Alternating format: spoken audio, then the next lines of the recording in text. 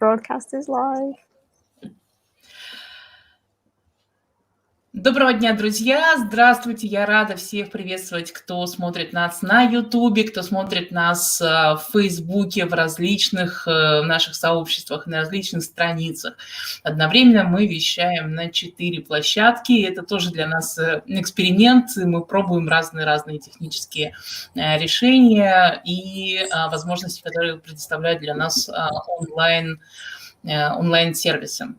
Сегодня мы будем говорить о дронах в журналистике. И для тех, кому эта тема интересна, я сразу скажу такой изначальный дисклеймер, что мы будем говорить о смысловых и форматных инновациях в этом плане. Все, что касается юридической составляющей вопросов дронов, что отличается в разных странах, это мы сегодня затрагивать не будем. Мы сегодня будем именно говорить про истории, про форматы и про то, как дроны могут помогать журналистам рассказывать и раскрывать свои темы. И я готова сегодня представить вам нашего гостя, Питер Биттнер, кто у нас активно участвует в наших встречах, уже знакомы. Питер, hi. Hi, good morning or good evening. Good morning for you, good evening for us. И наш прекрасный переводчик Ольга Кравцова сегодня тоже с нами, будет нам переводить то, что будет рассказывать Питер. И я еще хочу вам показать буквально в качестве анонса, что на сайте «Сделано медиа» в разделе «Этика и право» вы можете посмотреть вот такой вот материал, карточки, то, что как раз касается запуска квадрокоптера для российской ситуации. И я передаю слово Питеру и Ольге. Вы можете задавать вопросы, писать их в YouTube, писать их в Фейсбуке, и мы будем их выводить и переводить для Питера. Ну что, успехов и удачи нам всем. So it was a long introduction. Oksana explained that we're now speaking for 4 different platforms, which is quite an experiment for us. And today we'll hear about drones. And Oksana introduced you, Peter, and those who are our recurrent customers or viewers, they knew you from your previous presentation. And today we'll talk about the meaning of drones, shooting that can enhance your storytelling and things like that. We'll leave the legal issues of drone usage aside because it's different for US and Russia. We'll have a media lawyer that comment on that later. And also Oksana introduced an online material that's already published about legal issues of using drones in Russia. So the floor is yours. Great. Thank you very much. Very exciting to be back here. It's an honor to speak to you all. Большое спасибо за внимание, что вы сегодня здесь собрались. Очень для меня тоже большая честь и удовольствие снова разговаривать с вами. Спасибо. So, I am an instructor of drone journalism at University of California, Berkeley. Я преподаю дрон-журналистику в университете Калифорния, Беркли. As you can see, I'm used to flying drones internationally as well as here in the US. This photo was taken in Mongolian winter, which I'm told is almost as cold as Russian winter. Да, и как вы можете видеть на этой фотографии, я преподаю журналистику, и я занимаюсь журналистикой из дронов в разных странах по всему миру. Вот эта фотография сделана в Монголии, например, и там, как вы видите, монгольская зима почти такая же суровая, как российская. So you'll see that I'm used to flying in extreme conditions. We'll talk a little bit about some of the necessary technique for piloting. Я управляю дронами в разных ситуациях. Мы увидим в процессе презентации, какие бывают экстремальные условия для дрон-журналистики, и поговорим о тех технических аспектах, которые нужно учитывать при этом. So I have flown as a video journalist for many international outlets, including New York Times, Al Jazeera, Bloomberg, CNN, Reuters. Да, и как журналист-пилот дрона я работал в сотрудничестве с New York Times, CNN, агентством Рейтер, Аль-Джазира и Блумбергом, и еще разными другими международными компаниями. You can go to my website and check out some of my other drone work as well. It has a good portfolio of some photos. And here's my email address. You're welcome to send me a message after this presentation. И вы можете посетить мой веб-сайт, там собрано неплохое портфолио моих работ, можете посмотреть на мои работы, и также вот здесь вы видите email, по которому вы можете потом направить мне сообщение, даже уже после презентации, задать свои вопросы.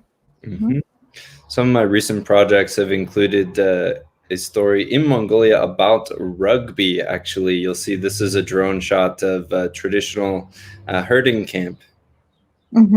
Некоторые из моих последних проектов включают, вот, например, съемки с дрона, которые вошли в историю о регби в Монголии. Herding camp, you said? Yes, I've also, that was very rural Mongolia, but I've also flown for professional projects in very urban areas. This is in Silicon Valley. This is Apple headquarters, and this was a project that ended up on the front page of the New York Times. This is the Apple headquarters, looks like a spaceship. И я снимал с дронов как в очень таких сельских, отдаленных районах, то, что было в Монголии, например, там какие-то пастбища и такие дикие леса, и также в очень урбанистичных районах. Вот вы видите главное управление Apple, которое выглядит как космический корабль, это в Кремниевой долине, и вот эта история появилась в New York Times, на страницах New York Times. This is my master's project on air pollution in Mongolia, and this is also available publicly. I can share the link here too in the comments to all of these. Это вот мой проект «Город дыма» или «Дымный город», который я делал как свой магистерский проект. Он публично доступен, его можно посмотреть. Он посвящен загрязнению воздуха в Монголии. And just a question for you, Olga, can we see people's comments if they post them in the private chat? I would like to ask a question. Да, если я задам вопрос, и вы сможете комментировать, увидим ли мы здесь на платформе комментарии? Я думаю, что мы увидим немножко, наверное, с задержкой, да, Оксана? Yes, just 3 seconds. Yeah, we'll have a little delay, but yeah, if people answer on different platforms... 3 seconds isn't too bad. 3 секунды — это ничего, неплохая задержка. I'll be patient. My question is, who has flown a drone before?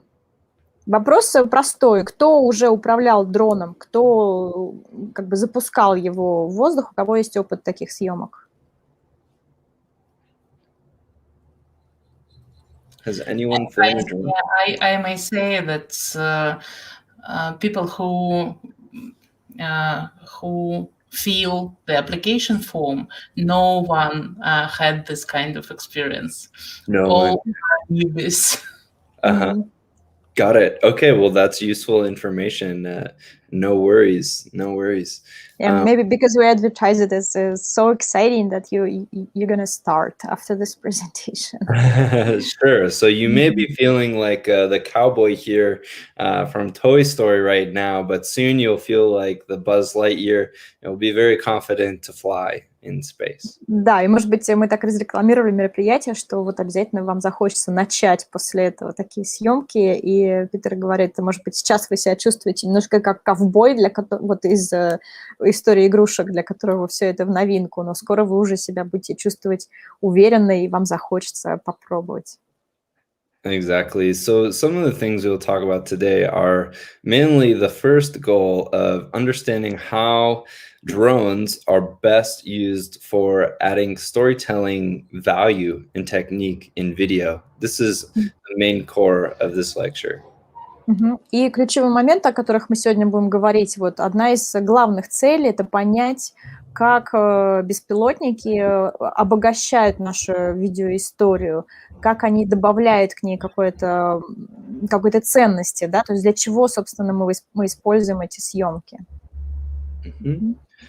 So you'll see that there are many types of drones, many sizes of drones. It's possible for you to practice with a quite affordable drone before you buy something more expensive. There are small toys that I used to practice as I was learning, wondering if those are available in your area. Мгм. И как мы видим на картинке, дроны бывают совершенно разных моделей и размеров, и, может быть, стоит попрактиковаться на чем-то более простом и недорогом. И вот маленькие совсем есть дроны, я не знаю, что доступно в вашей области, в вашем регионе, в вашей стране. Но я, например, практиковался до того, как уже перешел на такой профессиональный сложный дрон, на более простых и недорогих. Мгм. It would be good to practice. There are many brands of professional drones. I'm not endorsed or sponsored by any of them, but I will say that DJI, the Chinese company, controls 80% of the world drone market, and they're generally very good quality and price. Мгм. И профессиональные дроны тоже бывают сейчас разных брендов, многие компании ими занимаются. Я не уполномочен, так сказать, на рекламу ни одной из них, никто из них меня не нанимал, но я могу сказать, что вот в центре фирма DJI китайская, она сейчас контролирует 80% примерно рынка дронов, и они очень неплохого качества и хорошие профессиональные съемки с ними делают. Мгм. So I'm happy to start with just a general orientation of this drone from DJI. This is called a Mavic Pro 2. I will share the link to it here in the comments, but it's a very comfortable drone for beginners as well, actually. It costs roughly, $1,500 to $2,000, depending on how many batteries you buy. Мгм. Вот What у type- меня в руках вы видите как раз дрон фирмы DJI, он называется Mavic Pro 2, я тоже потом ссылку дам на него. Он, с одной стороны, профессиональный, с другой стороны, довольно-таки понятно, как его использовать, и он даже подходит для начинающих. Стоит он приблизительно от 1500 до $2000, в зависимости от того, сколько батарей, аккумуляторов вы к нему покупаете. Мгм. I'm not here to sell you this drone, I promise, but I will talk about some of the important parts of it. You're not what? I'm not here to sell them the drone, but I Я вам, да, I здесь will не explain. продаю дроны, не буду их особо расхваливать и рекламировать. Я просто вам показываю, как они работают и что можно с ними сделать. Мгм. So you'll see that these days most of the weight of the drone comes in the battery. This is actually quite heavy, and the batteries typically last about 15 to 20 minutes in the air for flight time. If it's Мгм. colder, it can be quite shorter as well. So the battery must be warm when you put it in if you're flying in the winter time. Мгм. И самая тяжелая часть дрона — это батарейка. Вот видите, она достаточно тяжелая и массивная. И батарейка, хотя большая, но она как бы позволяет дрону летать вот в летательном режиме, длится 15-20 минут. Если холодно, то, соответственно, это время уменьшается, поэтому тоже нужно учитывать при съемках. И когда вот вы вставляете батарейку, она должна быть такая теплая, комнатной температуры, если особенно холодно снаружи. Mm-hmm. You'll see here on this drone that it has a very good camera. This is a 50 megapixel camera here from the famous camera company called Hasselblad, and it has incredible video and photo quality. It's very, very professional level. You could really use this for any type of documentary. And yeah, it will look good even in a movie theater screen, right? If you wanted to get Hollywood level expensive, you would spend $20,000 to $30,000 instead of $2,000. So with an external, interchangeable camera, you'll be paying way more, 10 times more. You mean if you wanted a better level, or this is already good for Holloway? So this is good enough for most journalism, for TV, for example, for airing on TV, and even in some theaters, it's fine. But if you want to be a Hollywood level production, that's another level. Yeah, it's literally 10 times more expensive. И камера здесь очень хорошая, на самом деле, известные фирмы Hasselblad, 50 мегапикселей, очень хорошую картинку дает даже для большого экрана. Но если вы хотите уж совсем прям вот голливудский уровень, Питер говорит, что, в принципе, даже вот в кинотеатре посмотреть кино, снятое вот такой камерой, это достаточное качество. Но если совсем хотите голливудский уровень, то уже следующего уровня камера будет стоить примерно в 10 раз дороже. So what's neat about these drones is also when they're in the air, this camera stabilizer automatically will hold it exactly still and create a very nice smooth shot, even if the drone is moving very fast and very abruptly.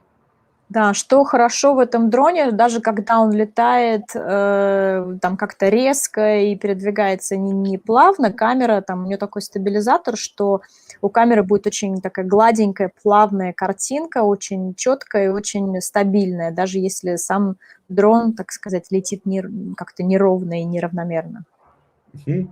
You'll see that the drone has several foldable wings. One thing I like about this model is it becomes very compact, and it's able to fit in a very small pouch. So you can carry this as a journalist. It's very convenient if you're traveling for a story. Да, очень удобно у этого дрона то, что у него вот эти ноги или крылья все складываются. Вы видите, как он компактно упаковывается. Это для журналиста, конечно, всегда плюс, потому что если вы путешествуете с этим дроном, его в такую совершенно небольшую сумочку можно упаковать, сложив все его вот эти складные крылья. I'll also show a couple important parts of the drone here. In the bottom, we have a few different important things. You're able to put in external memory card here. You'll see. Еще есть такие важные штуки у него как бы на дне, такой на брюшке части. Можно дополнительную карту памяти вставить, как вы видите. So this is interchangeable. You save your memory to this. You can also store up to 8 gigabytes on the drone. You can also store the information on the controller itself if you plug in another one of these. So you can store the data from the video and photo on the cards in the drone as well as in the controller. So you can, if you crash the drone, you can actually have this in your controller, which I'll show you in a minute. Or also, besides the card, you can store it on the drone itself, not on the card. Correct, yeah. Да, и смотрите, вот вставляется карточка, да, на самом дроне можно сохранять информацию, сохранять ваши видеосъемки до 8 гигабайт, но можно вставить карту, и тогда съемки сохранятся там, а можно также на контроллере сохранять. Если ваш дрон, там, не дай бог, куда-то врежется и сломается или там пропадет, да, у вас сохранятся ваши съемки на контроллере, который у вас в руках. You'll see that there's also landing lights right here. These two lights illuminate, and when you're close to the ground, they automatically turn on so you can see what's underneath there while you're landing, which is pretty cool. It also has laser sensors, and these drones have very sophisticated automatic pilot settings and obstacle avoidance technique that's just built in, so you can really rely on these drones to have built-in sensors to not run into things. You still have to be careful as a pilot, of course, and diligent, but it's just amazing how quickly this technology has developed, and it is quite reliable. И еще интересно, что вот есть два таких небольших прожектора, которые светят, и когда дрон, например, уже опускается к земле, там они в какой-то момент автоматически включаются, это очень удобно, вы видите, куда он приземляется. И там есть лазерный сенсор, тоже вот в нижней части, который позволяет как бы улавливать сигнал от помех, и вообще там очень хороший встроенный такой автопилот. Конечно, как пилот вы должны все равно аккуратно его вести, да, и там наблюдать, куда он летит, но здесь уже есть встроенные технологии, которые позволяют таких каких-то грубых ошибок избегать. И на самом деле поразительно, как быстро развиваются технологии и сколько уже всего вот учтено, чтобы помочь пользователю. So you'll see it has rear laser sensors as well. Ага, задние вот эти лазерные датчики тоже есть. As well as in the front. And I have an external... Впереди тоже. Yeah, I have an external device attached. This green piece does not come with the drone, but I'll explain what it's for, because it's pretty interesting as well. Еще у меня здесь есть дополнительное оборудование, которое как бы не принадлежит дрону, я дополнительно его на него навесил, как бы прикрепил. Вот эта зеленая штука, которую я сейчас расскажу, что она делает.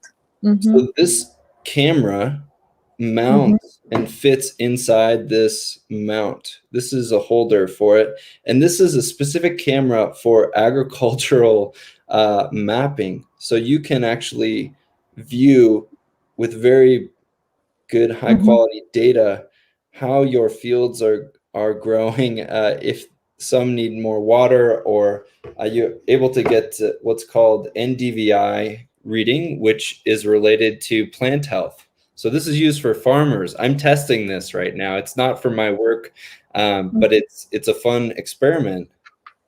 Очень интересная штука. Вот это зеленое дополнительное оборудование, которое прикреплено к дрону, это холдер, такой держатель для камеры. Камера со специально встроенными сельскохозяйственными картами. То есть через эту камеру вы можете видеть, там, насколько засушливая там, область какая-то или нуждается в поливе и так далее. То есть это очень хорошо для таких съемок с сельскохозяйственными нуждами, целями. Я пока еще для проектов не использовала, сейчас как раз тестирую. Очень интересная получается штука. So this camera is fantastic for photo and video under normal conditions, but this one has what's called NDVI sensor. It's in a more different wavelength of light that is capturing better data on agricultural plant health.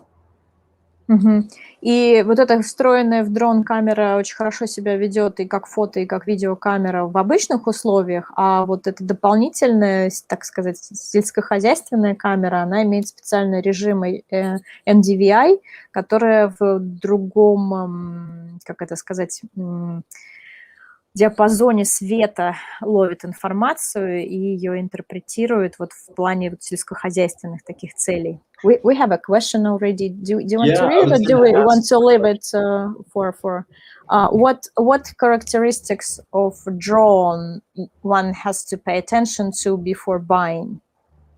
Yeah, that's a great question. First of all, it depends on your budget. I would say that you should read lots of customer reviews online and understand what video quality you need, or if you're using it for photos primarily, because there's cheaper drones for sure that are quite reliable as well. And it just depends on, for me, most of the work I do is really video based. So when I've worked in the past for New York Times, they want the best quality video clips possible for the best price. And that's why I have this drone. But if you want just photo, you can spend about half as much on a Mavic, Air, or a different company's model. And it will be just fine for your purposes as well, and lighter. Зависит, конечно, отличный вопрос, на самом деле, зависит, что вы захотите выбрать для своей покупки от ваших потребностей, от ваших целей, да. Я советую почитать внимательно, в зависимости от ваших нужд, опять же, онлайн-обзоры, что кто хвалит, есть разные дроны, и не всегда, например, нужно какое-то супер качество, скажем, New York Times, на которой я работала, они хотели вот самую лучшую картинку и с дорогого дрона, да, поэтому покупали, соответственно, дорогую технику. Но если вам хочется делать, например, только фото, может быть, вы тогда сможете дрон купить там в половину дешевле, если вам не нужно видео, или если вам нужно видео, но не такое уж там суперского какого-то высочайшего качества, есть недорогие модели, которые, тем не менее, обеспечат неплохое качество, хотя, может быть, не на топ-уровне.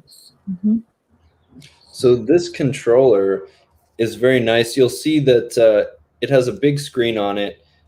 You can pay a lot extra for something like this, but the normal model comes with just the top part, and you fit your mobile phone, your Android or Apple device into it. So this is a controller that I like to use. It has a very big battery built into it here. And it's nice for flying in the cold because my phone turns off in cold conditions, particularly flying at the colder That regions. was my question for Mongolia. How did you use your phone? Yeah, it's Да. a challenge. Питер показывает контроллер, который он использует. Он говорит, я люблю вот этот контроллер, у него большой экран, у него большая батарейка, и вообще им удобно пользоваться. Но он довольно дорогой. Если, опять же, купить более дешевую модель, там будет специальное место, куда встраивается iPhone, да, или планшет. То есть вы вставляете свою технику туда, и она работает уже как экран, как контроллер. Этот контроллер удобен тем, что можно снимать, например, опять же, в холодную погоду. И у меня как раз был вопрос, когда я смотрела ролик из Монголии, где Питер написал, что он использовал свой iPhone, как он использовал в такой мороз iPhone, который очень быстро выключается в холодную погоду. И он сказал, да, вот как раз это вызов, да, такой. То есть этот контроллер удобен тем, что он выдерживает более низкие температуры. Right. So several times when I've flown in Mongolian winter, my phone will shut off while the drone is in the air, and it's very scary. You have to take the phone out, put it in your armpit, and run around so it warms up, and then put it back in and hope you can get your drone back. But that's why I like having something like this. It's much more expensive, it's another $700 or so for this, but it has 4 hours of battery life. Even in the cold, it has hours of life. And anyway, it's less stressful for me. Yeah, saves your nerves. Да, как раз Питер рассказывает, что очень были проблемы большие со съемками в Монголии, как раз когда очень холодно, там большие минусовые температуры, и дрон уже, например, в воздухе, а телефон выключается, и нужно его засунуть куда-то там под мышку, побегать с ним, чтобы он отогрелся, и когда он, наконец, обратно включится, да, еще надеяться, что вы при этом сможете дрон поймать и вернуть. Поэтому вот этот контроллер, который довольно дорогой, стоит там около $700, но он, так сказать, спасает ваши нервы, да, избавляет от лишнего стресса, потому что он стабильно работает, там, 4 часа, батарейка работает даже в холодную погоду. Right. For my other work, I also am very excited. You'll see for this company behind me, it's called HAPS, is my media company I'm working at now. We are just adding the technology to do a live stream from a drone. So that's why I'm very excited. And we're able to have a live video feed from this drone very soon from anywhere in the world. So anyone with a drone will now be able to broadcast their live video soon. Well, you need your drone reporters from our area, maybe. Hey, that'd be great. Да, вот вы видите табличку, которая с названием моей компании HAPS. Это фирма, на которой я сейчас работаю, и мы сейчас как раз вводим съемки с дрона, которые будут в прямом эфире показаны в интернете. Я спросила, нужны ли Питеру репортеры, может быть, из наших регионов, из российских. Было бы классно, если бы тоже могли туда поставлять свои съемки. So yes, I use drones for many purposes, as a freelancer in the past and now at my current job. And I have some more slides to get through. I just put my sign up link for HAPS if you're interested in learning more. Мгм. It is a growing platform. We have a studio that's similar to StreamYard here, actually, but it has more features. You're able to upload videos beforehand and photos. You're able to have 7 guests on. It's a very professional studio and is also integrated with drones soon. Мгм. И вот в чат я разместил ссылку на нашу фирму Hubs TV. И она очень похожа, кстати, вот на эту платформу, на которой мы сейчас на StreamYard. Но там можно больше спикеров как бы позволить в студии и загрузить и фото, и видео. И вот мы сейчас хотим делать прямые съемки с дронов. Так что можете ознакомиться, посмотреть, подключиться и потом заходить к нам. We have another question. How many drones one has to break before actually learning how to operate it? Yeah, that's a really good question. That's Да, a тоже really очень good question. хороший вопрос. So I've crashed my drone probably, 5 or 6 times, and luckily, I did not lose any data. The worst thing is when you crash your drone in water or something, or you lose it in a mountain or something, and you're not able to recover your data. So that's why it's good to put a card here inside your controller so that even if your drone dies, you still have a copy on it. Да, у меня было 5 или 6 аварий с дронами, но, к счастью, не было ни одной, где бы я потерял данные, потому что самое плохое, конечно, когда дрон там либо падает в воду, и данные у вас вот на той карточке, которая в него вставлена, или где-то в горах там он теряется, и вы не можете, так сказать, свои съемки получить, да. А когда у вас карта в контроллере, и поэтому вот тоже я его люблю за это, даже если что-то случится с вашим дроном, и вы его потеряете, карточка сохранит ваши съемки, которые у вас в руках. But it's good to know that for the most part, when people crash their drone, it's when they're flying backwards. They're not, the sensors on this drone in particular are still not quite accurate enough to stop in time. So most times when I crash my drone, it's because I'm backing up and I don't see what's in front of me as I'm moving forward. Instead, it's because I don't have a good visual on it. I'm not watching it with my eyes. So it's very important to take a partner with you who keeps their eye on the drone at all times while you're focused on the controller. И чаще всего люди разбивают дроны или происходит авария с дронами, когда он летит как бы назад, да, и у него не очень точно настроена быстрая остановка. И поэтому еще важно, чтобы не только пилот управлял, который, в принципе, в контроллере не видит, когда дрон летит назад, а еще у вас был напарник, наблюдатель, который физически следит за перемещениями дрона в воздухе, в то время как вы сосредоточены на картинке на контроллере. Any other questions about the drone and the technology right now?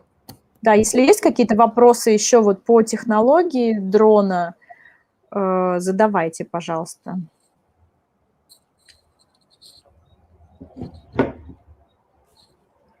What shooting formats are the most demand from those who order this shooting and that are being bought or ordered mostly? Great question. So for the most part, 4K footage will be future-proof, right? And oftentimes it's best to record in the highest quality video possible to be able to have it for the future on all devices once everything is 4K, especially online. So absolutely recommend shooting in the highest quality, that is possible given your drone, but almost every drone has 4K resolution settings these days. Мгм.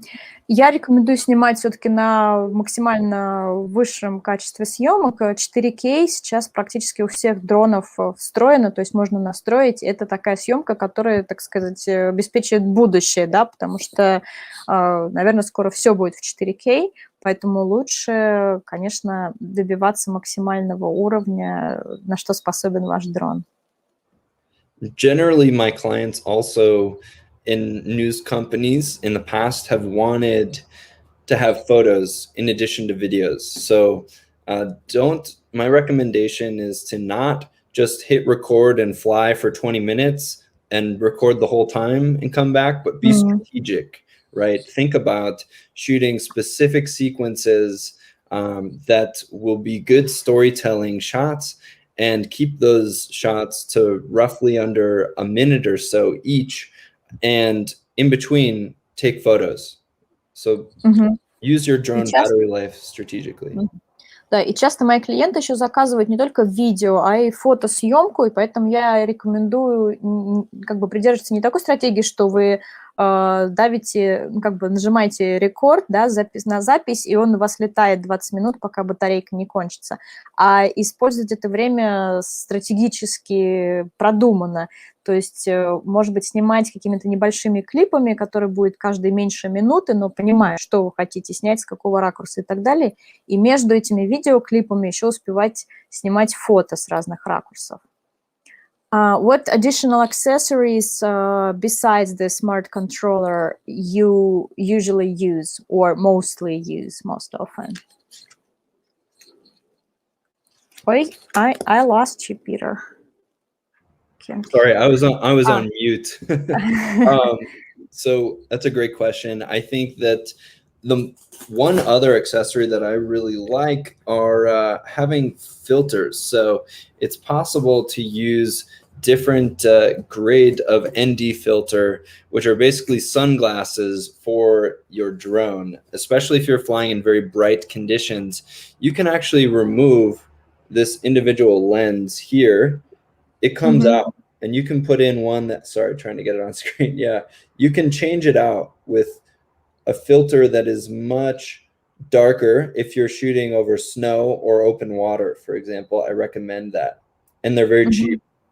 Да, это тоже отличный вопрос. Я, на самом деле, люблю еще использовать разные фильтры. Они служат такими солнечными очками как бы для камеры, особенно если вы в каких-то ярких условиях, если вы на открытой воде или если много снега. Очень полезно вот фильтр надеть на камеру, там может прям даже сменяться и как бы этот экранчик. Да, вот вы видите набор фильтров, да, который может прям вот на камеру надеть. Поэтому, да, рекомендую обратить на них внимание, они достаточно дешевые. So you'll see that there's different grades. Depending on how bright it is outside, you'll see they have quite dark ones and then light ones here.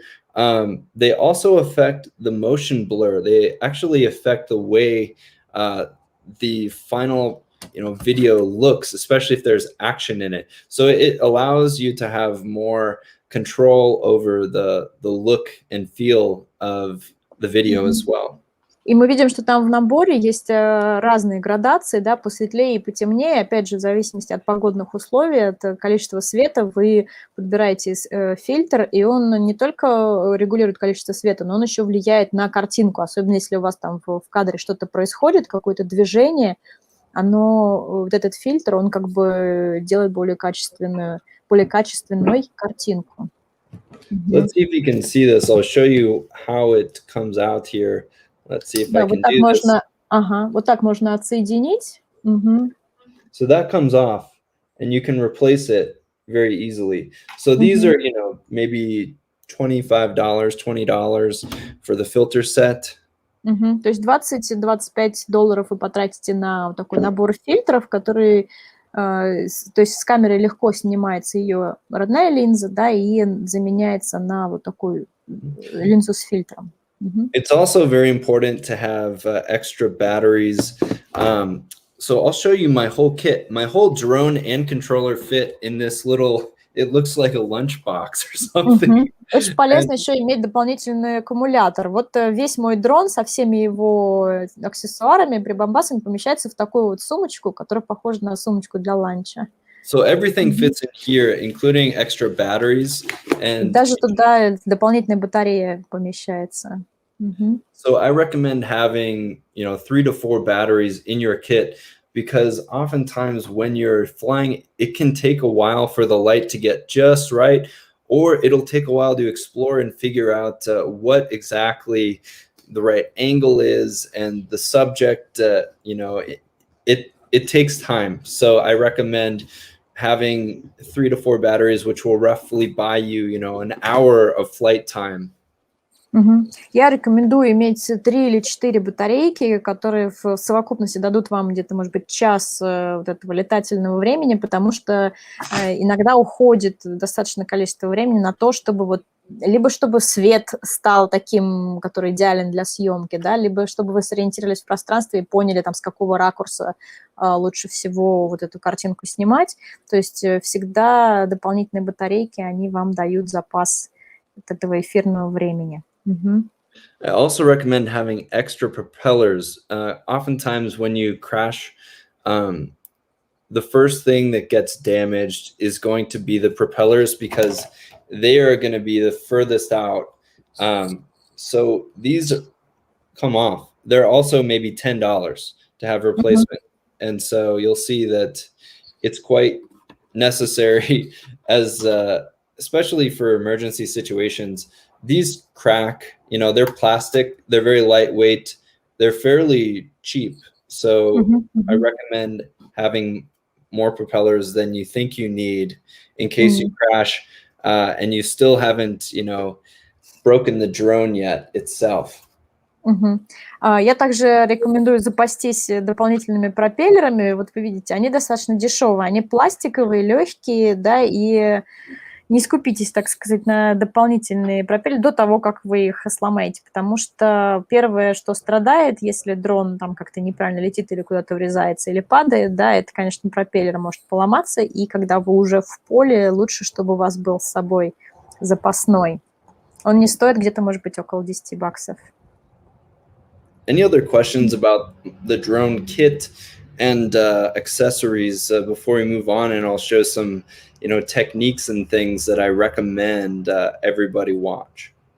Мы готовы перейти к описанию техник, да, и показать примеры, как делаются съемки с дрона. Если у вас нет еще каких-то дополнительных вопросов по поводу вот самой техники, да, и аксессуаров.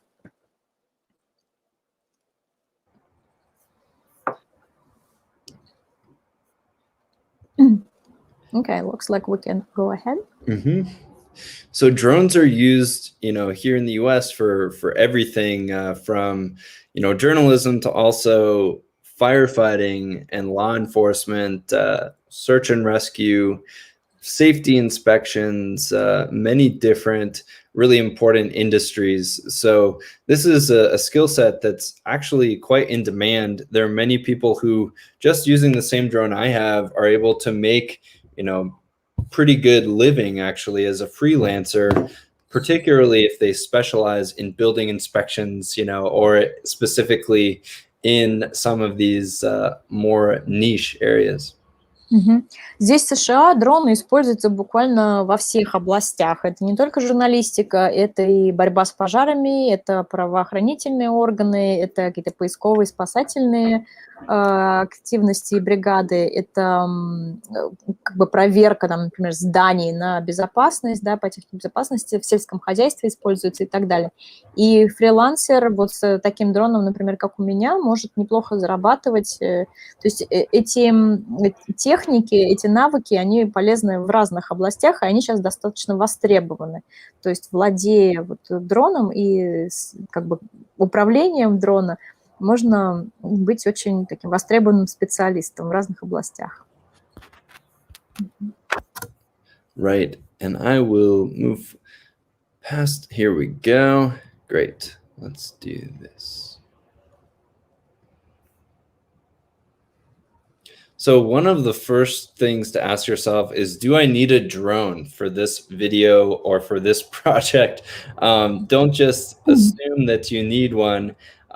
It's very easy to overdo it because every time I fly, I feel like this guy here in the photo that I'm, a really professional Air Force pilot. So Первый вопрос, который каждый должен себе задать перед тем, как использовать дрон: нужен ли на самом деле мне дрон, да, для съемок, нужны ли мне съемки с дрона, потому что каждый раз, когда вы берете дрон в руки, и вот я тоже, когда им занимаюсь, чувствую себя как этот пилот на картинке, в таких крутых очках, я профессиональный пилот, я могу управлять самолетом и делать что угодно. Но здесь как бы есть соблазн переборщить с такими съемками, слишком сильно увлечься. So yes, the key questions are, how will this drone shot really fit in and advance the story I'm trying to tell from a filmmaking perspective? Вопрос, который нужно себе задать: насколько съемки с дрона улучшат мою вот продукцию, как документалиста, как журналиста, да, для чего они мне нужны, как они впишутся в общую историю, как они мне помогут рассказать свою историю лучше. So often drones usually work best for stories that have a very strong geographical component. They're about a place, right? Or they're about or revealing a subject in context, right? In the space, right? Конечно, предсказуемо хорошо работают съемки с дрона, когда речь идет о какой-то географической точке, да, то, что мы хотим показать в контексте, в каком-то там регионе или в какой-то обстановке, вот там съемки с дрона действительно очень нужны. So obviously drones really allow a perspective that you don't see in everyday life. They have some unique and fresh angle to an ordinary situation, and they can offer a nice little bit of eye candy for a viewer, but they're also easy to rely on too much, so you have to be careful. И опять же, они могут очень сильно обогатить нашу съемку, давая вот такую перспективу, которую мы не видим, так сказать, в повседневной жизни собственным глазом, да, то есть расширяя масштаб съемки и показывая что-то с необычных ракурсов. Но здесь, опять же, важно не переувлечься и не переборщить, потому что это настолько такая приятная глазу картинка, что надо ей не слишком увлечься и не перекормить зрителя. So I will share one of my favorite drone stories right now. I just need to change my screen share.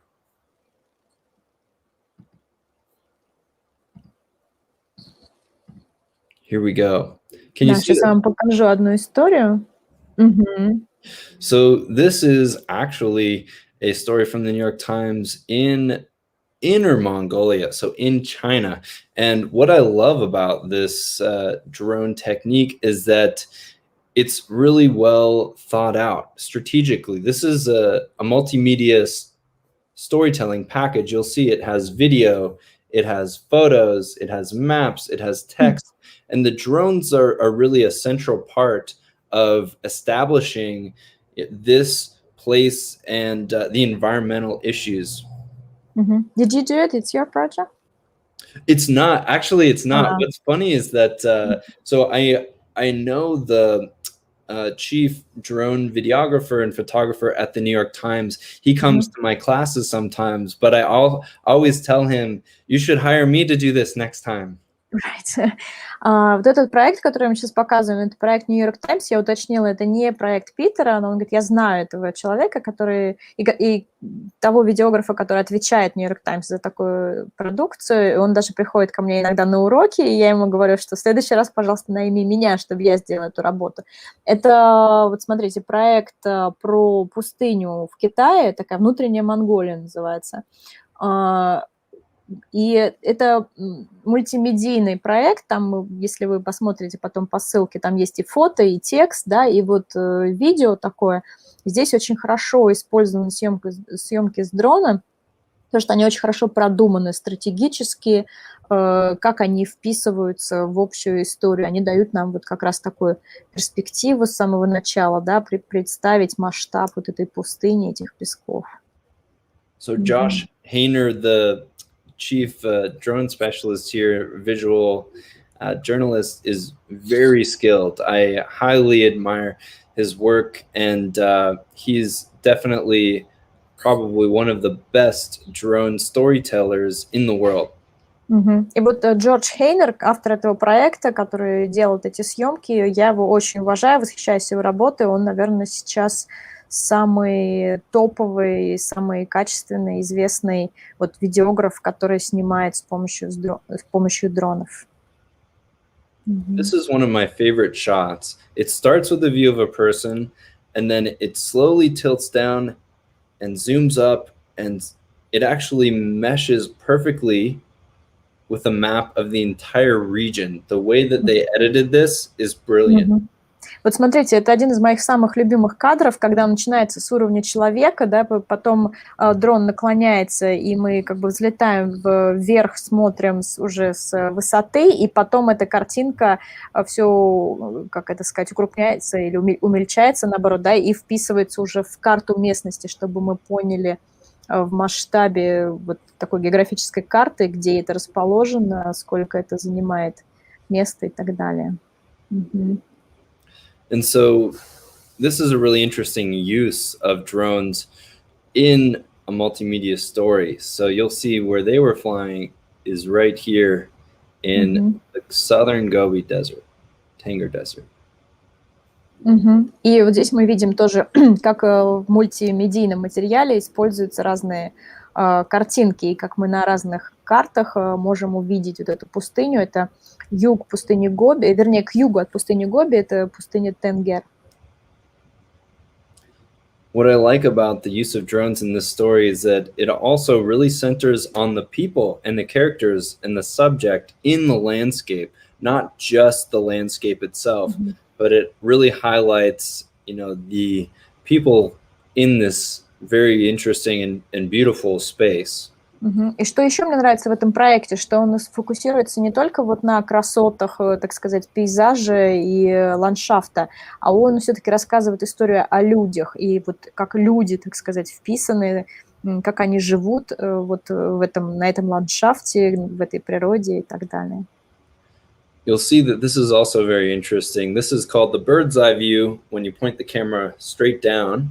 Это тоже интересная съемка, когда мы видим с высоты птичьего полета, называется, да, то есть съемки вертикально вниз. It reveals some nice patterns, you know, some colors, and you're able to again really see this person in context, right? In their workspace here, you'll see, you know, really with striking detail, you know, the whole land that they work on, and you'll see how dry it is and how difficult it must be to farm there. И вот тоже посмотрите, как сначала мы видим человека, да, потом поднимаемся на уровень птичьего полета и даже выше, и видим вот этого человека, так сказать, в контексте всего ландшафта, насколько там вот эти засушливые зоны видны, и насколько там, наверное, сложно заниматься сельским хозяйством, выращивать все эти растения, да, потому что мы видим, сколько там песка. The quotes on screen also really match the visual, which I think is very nice. So this person was saying, I don't want my daughter to come back. It's too difficult here, this lifestyle. It's so hard. И там слова, которые сопровождают эту картинку, они дополняют визуальный ряд, потому что женщина говорит, я не хочу, чтобы моя дочь сюда возвращалась после учебы, потому что здесь жизнь слишком тяжелая, слишком много песка и ветра, и условия здесь, конечно, очень суровые. This is also an interesting one, following the herder, and you'll see that the drone is actually scaring these sheep. The sheep aren't acting like this normally. Not because they're terrified. И вот здесь мы видим, сначала мы видели человека, да, вот на этом специальном мобильчике, который идет через песчаные дюны, и стадо, которое он гонит. А Питер говорит, что они еще испугались дрона и бегут поэтому, не потому что их пастух гонит, а потому что дрон за ними летит, они от него убегают. So again, it's a very cool shot, starting with a person and then revealing the environment in which they live and work. That's the key. That's what, yeah. Очень классный кадр, когда мы начинаем с человека, и потом, опять же, даем вот такой контекст, показываем ландшафт и показываем более масштабную картинку, где вот этот человек находится. So I'll share the link here, and you can check it out. Я тоже напишу вам ссылку, и вы потом этот проект сможете посмотреть, не торопясь, онлайн. I think it's a very good use of drones for a very important story about expanding deserts and the impact on people. Да, мне кажется, как раз это очень хороший пример использования съемок с дрона, чтобы рассказать историю людей, которые живут вот в этой области, где пески, так сказать, наступают уже на жилище человека, и как с этим быть, как с этим жить. Это такая, получается, очень хорошая история. So drone shots work best when they reveal something extraordinary about a space that you can't see from the ground level. So the perspective that highlights scale, shapes, patterns, and colors is really the whole value of the shot. So don't forget these elements when you're filming or taking photos by drone. Не забывайте о том, что съемки с дрона лучше всего, конечно, и нужнее всего там, где нужно показать вот масштаб, какие-то паттерны, может быть, карту, да, контекст, вот в таком плане, цвета какие-то, да, когда мы видим с высоты птичьего полета, что в фото, что в видео, это вот то, в чем хороши съемки с дрона. So scale, again, that's one thing that the New York Times videographer did very well, but showing off the entire grandeur of a natural environment or even urban cityscape is very cool technique. Вот в этом примере New York Times мы видим как раз, что масштаб очень хорошо передан, когда мы доводим картинку до фактически того, что она сливается с картой. Это можно делать как с какими-то дикими, там, лесными или пустынными площадями, но также и в городе тоже. So shapes are also, more interesting from above of everyday objects. These are, it looks like beach umbrellas.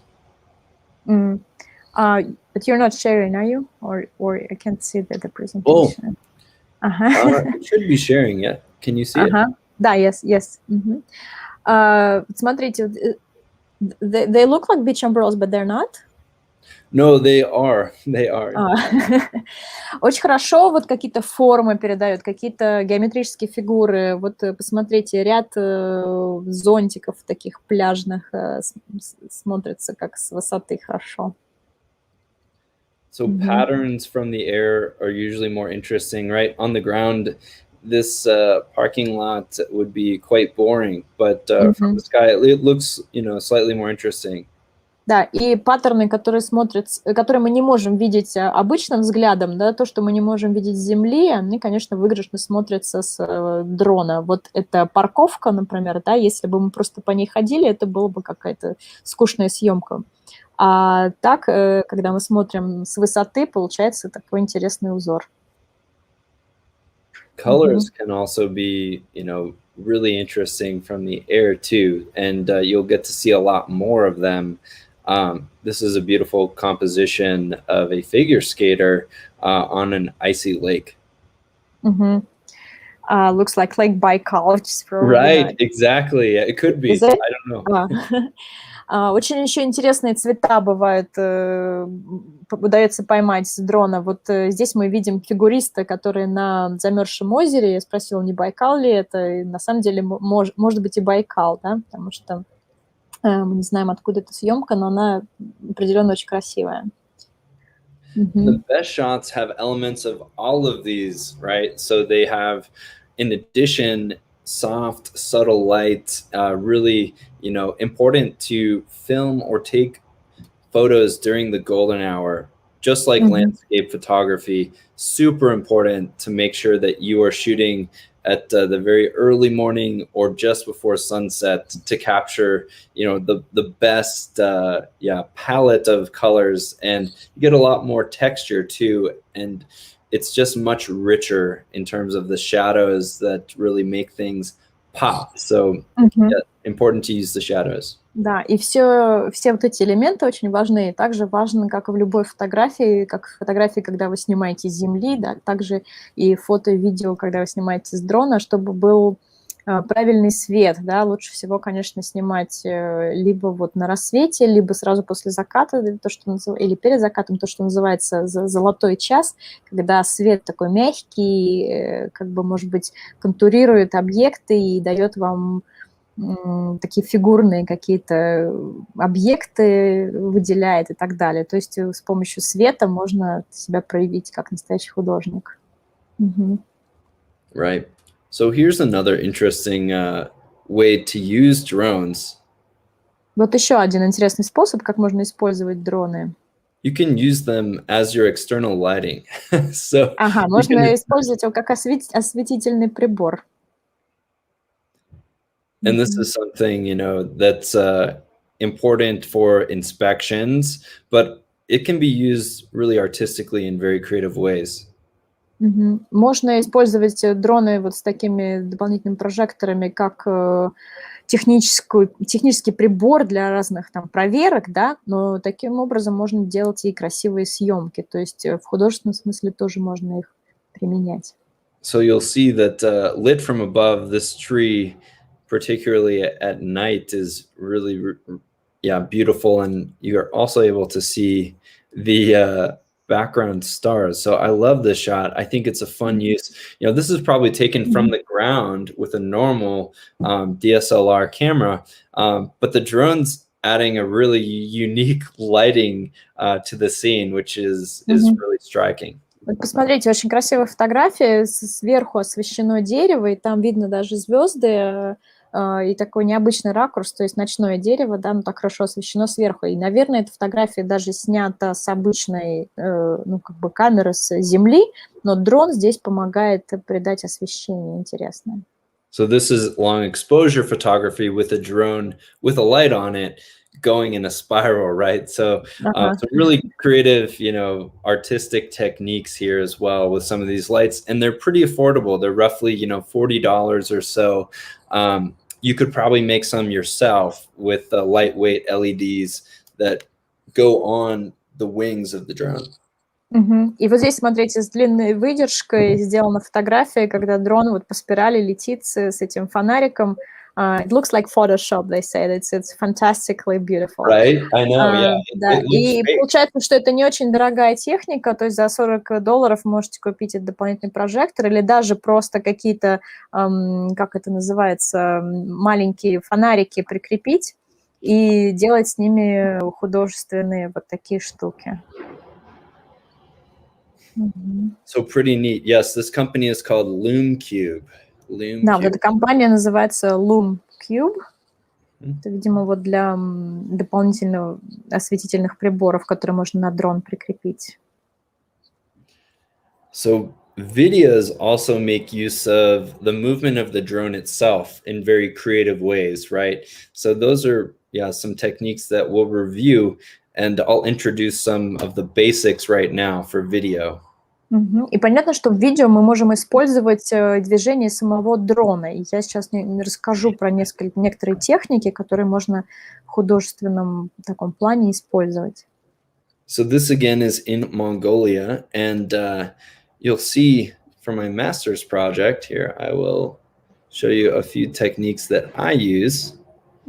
И мы видим вот там небо Монголии, и я расскажу вам, какие техники я использовал, делая свой магистерский проект.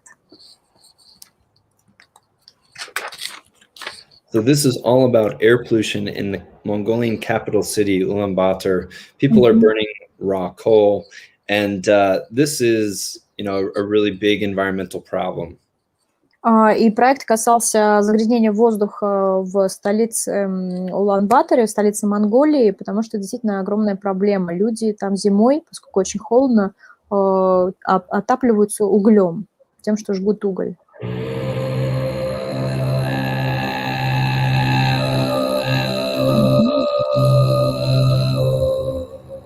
Да, каждый год воздух становится все грязнее и грязнее.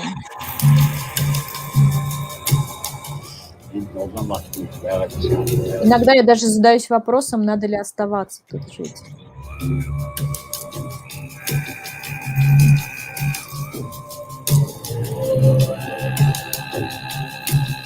Кризис. Our younger generations are dying because of the Наше младшее поколение вымирает из-за загрязнения every minute воздуха. of seeing that little baby cough is incredibly painful. Каждый раз, когда я вижу, как дети кашляют, это очень больно смотреть. На это очень больно смотреть.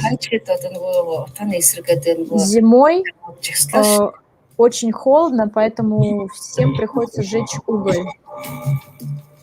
И бедняки, у которых нет особого дохода, и они даже иногда жгут покрышки. Противоречивый вопрос.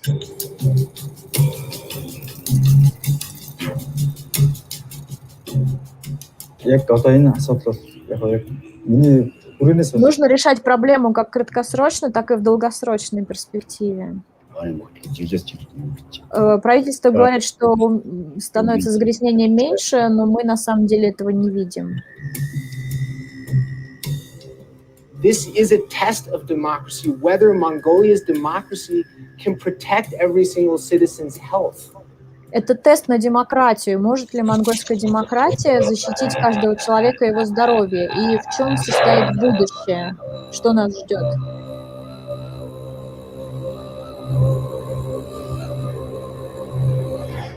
Город дыма.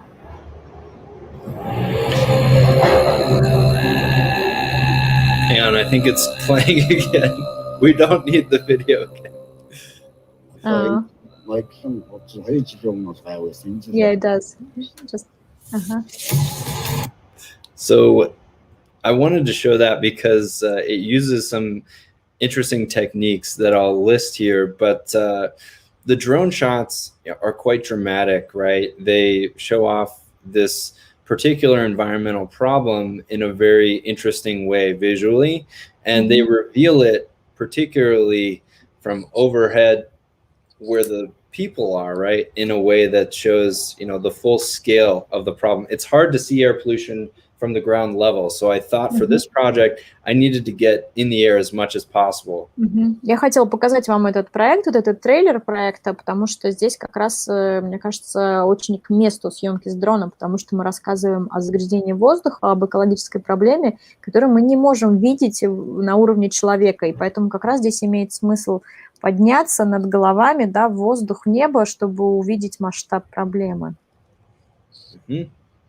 So I will show a few of the techniques that I used right now and review them. So the first one is very common in Hollywood, in credit scenes for openers. You often put the title right on screen after this dramatic reveal shot. And so this is called a tilt-up technique. And what it is Я покажу вам несколько техник, да, которые я здесь применил. Вот знаете, в голливудских фильмах тоже часто применяется этот прием, когда еще идут титры, то есть название фильма, оно у нас всплывает на вот таком кадре. So all it is the camera tilting up, going from down to up with one. И это называется tilt up, то есть у нас камера сначала смотрит вниз, да, а потом она поднимается. То есть такой подъем вверх самой камеры. You see, it's very simple, easy way to make that shot look very professional, and often you see this on the horizon. Не так сложно технически это сделать, но смотрится очень профессионально. Картинка такая красивая, заканчивается она обычно на горизонте. We'll scroll through to the next shot here, which is actually called a bird's eye shot. And this is used typically just like the woman farming in the desert, right? This is used very dramatically when you go high in the sky. Вот этот кадр, который показывает нам вот эту юрту, да, когда камера просто поднимается, называется с высоты птичьего полета, просто вертикально вверх. И это также тот же прием, который использован при съемке женщины, которая возделывала там в пустыне. Помните, растения выращивала, просто камера поднимается вверх. So this is used really interesting over these yurts, right? And I sped up the footage there actually as I went into the air up to maybe 120, 150 meters above this yurt. You made it like faster than it was actually was, right? Correct. Yeah, I sped it up in editing. При монтаже, да, ускорил эту съемку, то есть потому что достаточно высоко дрон поднялся в небо, это заняло достаточно долгое время. Здесь использовано ускорение. The next shot is a very common shot as well. You'll see the drone is going backwards. This is called a reveal shot, and this is very simple. The drone is literally just flying backwards. That's all it's doing. Very easy. Just flying backwards with an interesting subject. The lighting again is the key. That's what makes this whole shot, is getting up early at sunrise, seeing the smoke, having the shadows, seeing the smoke from the chimneys being illuminated by that light. That's what makes this work, is the timing. Вот этот кадр называется, это техника как бы открытия, да, здесь просто дрон летит назад, открывая нам, так сказать, вид, вот тот, что мы видим. И здесь очень важно тоже поймать правильный свет, почему я говорил про рассвет, когда солнце так правильно и красиво подсвечивает этот дым, выходящий из труб, из юрт, где жгут этот уголь. И вот мы видим здесь и загрязнение, и небо, и солнце, и вот как бы все здесь правильно. So this next one is interesting. So I actually was flying, this whole scene of the co-workers is filmed by drone, and it's very low, right? I'm just above their heads, and they didn't care. They didn't mind. I talked with them, obviously, to get their permission. But this is a way to use a drone creatively to build a scene, right? As if you were using a Hollywood type of crane or boom.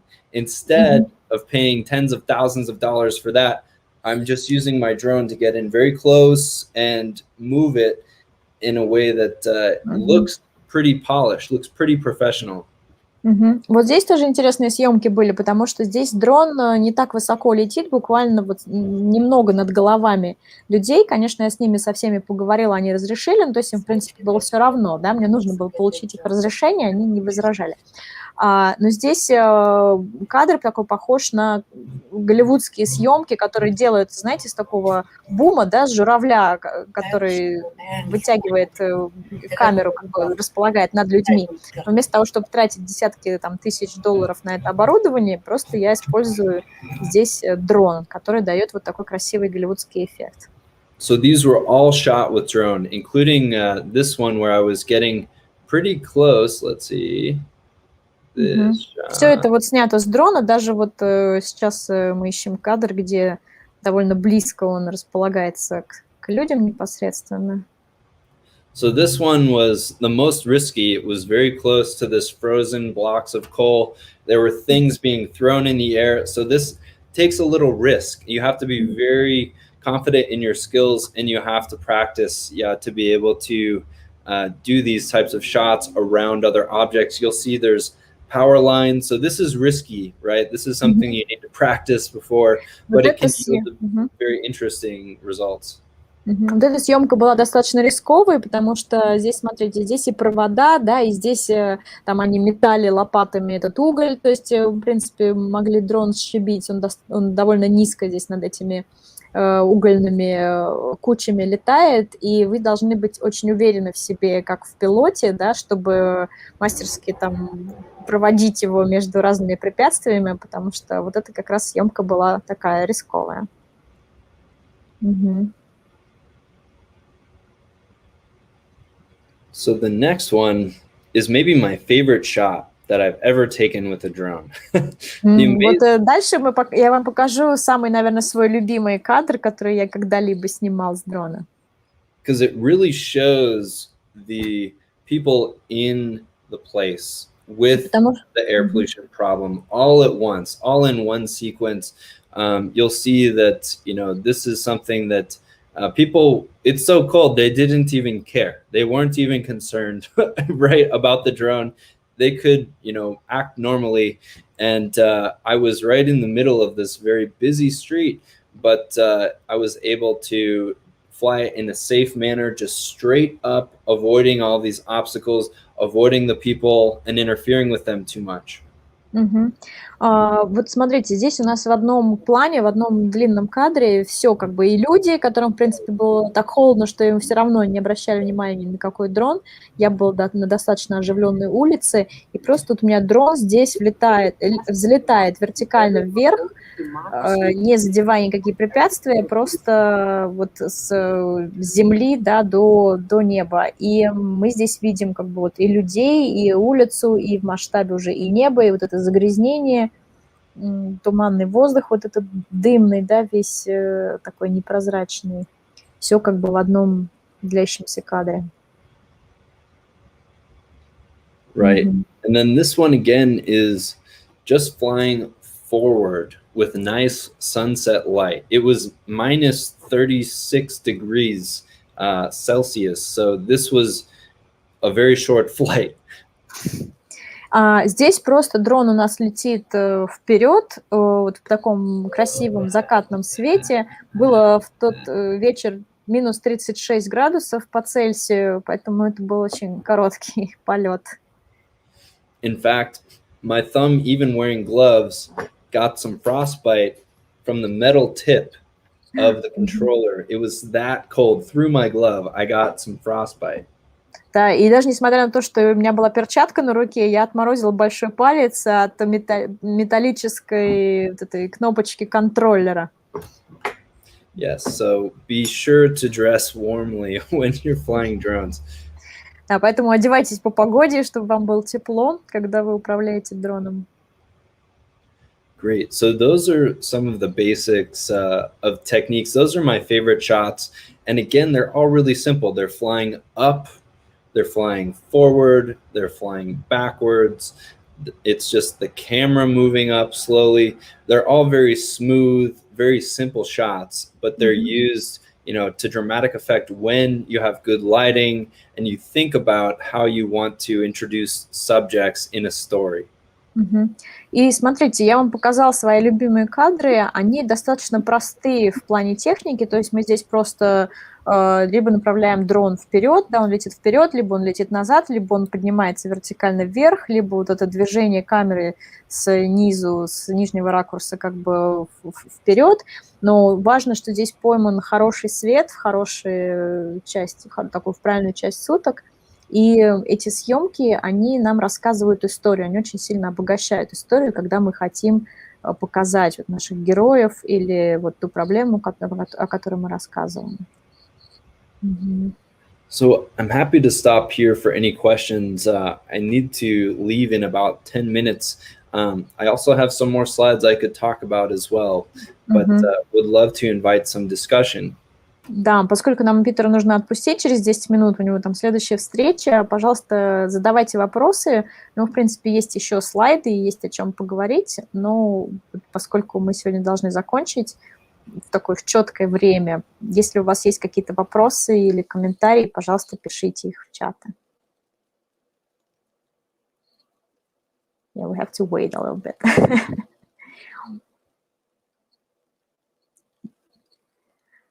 We don't have any experience, but it was very interesting. You're mute, Peter. Great. Feel free to ask me any questions. I watched the whole thing, or at least it's like about 10 minutes, right? The manga, very beautiful, very impressive. Very cool projects, Olga says, another Olga. But you watch them and think, with your inexperienced hands, how can one? With one's inexperienced hands, how can one shoot such a masterpiece? Oh wow! Well, I'm honored. Thank you for the compliment. But I will tell you, I only flew my drone about 5 or 10 times before going and shooting this project ever. So this is something, again, that you focus on the basic techniques and you get comfortable with them. You don't have to be flying crazy fast. You don't have to be doing very aggressive or complicated techniques. It's all about the basics. Up, down. Ну, я могу сказать, что перед тем, как я снял, спасибо большое за то, что вы назвали это шедеврами. Свои шедевры я всего-то до этого пробовал летать на дроне 5 или 6 раз. Тут, опять же, важно сосредоточиться на каких-то очень простых техниках, не заставлять себя там как-то летать очень быстро или как-то очень сложно по траекториям. Использовать очень простые приемы для того, чтобы получить красивые кадры, продумать, как их вставить в свою историю, как они могут ее обогатить. Да, и просто снять. Yeah. Also, Peter, you had the very interesting links to like tips, videos. If we can share after the please do. Yes, feel presentation. Share this whole presentation if you want. That's totally fine. Yep, there's some very good videos that I recommend. And will we have a multimedia material based on that? Да, друзья, те, кто к нам присоединяется впервые, я скажу, что по результатам каждой нашей такой встречи мы публикуем мультимедийный лонгрид. Это не копия, это не просто расшифровка нашей встречи, а это прям отдельный полноценный материал с дополнительными материалами, с интерактивными и визуальными вставками. Поэтому подписывайтесь на нашу ссылку и вступайте в наш клуб, чтобы быть в курсе этих лонгридов и знать про них. Yeah, Oksana says that for our subscribers, for those people who registered, we will publish, and her team will prepare not just a recording of the talk, but a multimedia long read with links, with inserted videos and text and based on what you talked about, and so people could explore different examples and maybe try something out. Very nice. Yeah, I'm happy to share the presentation with everyone here, and that's a great use of the resource. Excellent. Yeah, we have a comment. Thank you, Peter. It was very, very interesting, very inspiring. Thanks, Olga, for your translation. It was a joy listening to you. Yes, thank you, Olga. Mail story. Ну что, я хочу, наверное, сказать от лица всех наших зрителей большое спасибо Питеру. Наша вторая встреча, и каждый раз что-то новое, интересное он нам рассказывает. И большая благодарность всем, кто нас смотрел сегодня. Yeah, on behalf of our audience, I want to thank Peter for your interesting lecture. It's our second meeting, and every time you give us something very interesting and exciting and inspiring. And thanks for everybody who listened to us and who watched us today. И напомню, что на сайте «Сделано медиа» у нас есть материалы по квадрокоптерам. Вы можете зайти просто на сайт и в поиске набрать квадрокоптер. Все материалы, которые у нас на эту тему есть, вы там можете найти, в том числе и юридические особенности работы с дронами в России. And again, those who are interested in legal issues using drones in Russia, they can check out the website. We have some question and answer cards there from a media lawyer, which basically is everything you showed is forbidden, but we'll find it out later. Thank you very much. It was very useful. Do not forget to send us links to the projects that Peter showed. А чат не видно, да, когда мы транслировали? В чате я какие-то ссылки переводила и показывала на экране, но я в описании на YouTube выложу ссылочки, и в лонгклипе я не Peter, буду. whatever you published in the chat, those links to the projects we'll also share with the audience. Perfect. Thank you. Yes, that's great. Да, отлично, спасибо. Thank you very much indeed. See you. Wonderful. Okay, we'll let you go. Have a nice day. Thank you very much, Peter. Thank you. It's an honor to present to your group. Good luck to everyone. And yes, I hope you have a wonderful spring. Yes, stay in touch. Maybe we'll join HAPS. Yeah, you should. Please sign up. It's a very interesting platform. We actually have a number of Russians who are joining recently, so it's pretty interesting. Вот да, я сказала, что, может быть, мы присоединимся к HAPS, и Питер нас приглашает, потому что там уже есть российские журналисты. Пожалуйста, тоже проверьте, так сказать, посетите эту платформу, она очень интересная для таких журналистов-фрилансеров, и сейчас это границы уже не имеют такого значения, все могут вкладываться в общие проекты. Okay, thank you. Have a wonderful day. Good night, everyone. Yeah, you too. Bye-bye. Thank you, Olga. Bye.